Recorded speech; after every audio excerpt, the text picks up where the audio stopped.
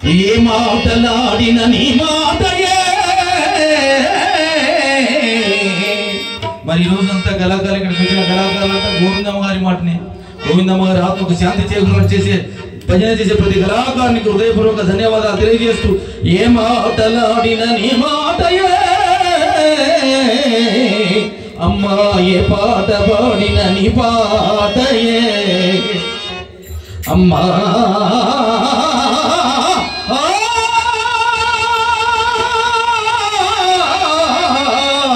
గోవిందమ్మ నీ చల్లని దీవెనలు అందించవమ్మా అమ్మా.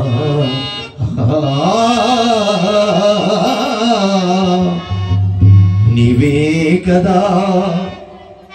ఇక వీరి కుటుంబానికి దేవతగా వెలిసే వ్యక్తి ఎవరై అంటే మాతృమూర్తి. గోవిందమ్మ గారు జీవితంలో మర్చిపోలేని వ్యక్తి. మరి అలాంటి వ్యక్తి, అలాంటి తల్లి ఎవరికైనా ఉంటుందో కానీ తెలియదు. కన్న తల్లి అంటే గోవిందమ్మ గారు. మరి చాలా శాంతమూర్తి, మౌనమూర్తి,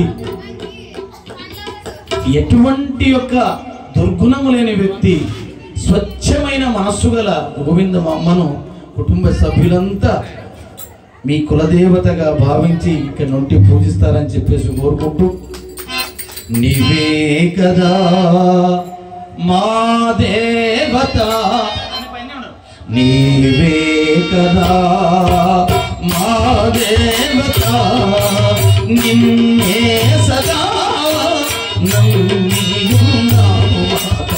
నీవే కదా మా దేవత, నిన్నే సదా నమ్మియున్నాము మాత. నీవే కదా అమ్మా.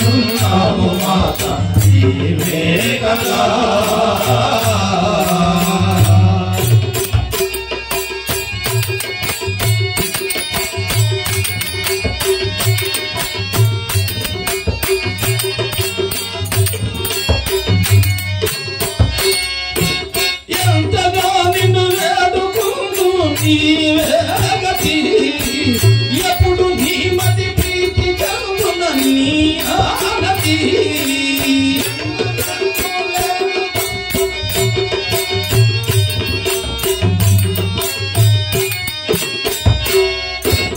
ఎంతగా నిన్ను వేడుకుందు నీవే గతి, ఎప్పుడు నీ మతి ప్రీతి చెందు నీ ఆనతి. ఎన్నటికి దయగలుగునో ఏ విధము నిన్ను కాంతునో, ఎన్నటికి దయగలుగునో ఏ విధము నిన్ను కాంతునో, ఎన్నటికి దయగలుగునో ఏ విధము నిన్ను కాంతునో, ఏమి కబురిను కాకునా మమ్ము చూచి చల్లగా అమ్మా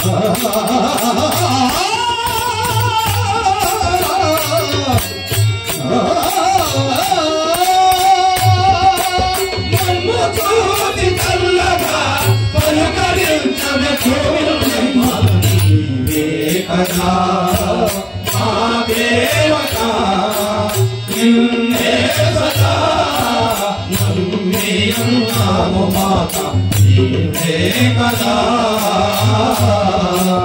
ఓ దేవత నీవే కదా దేవత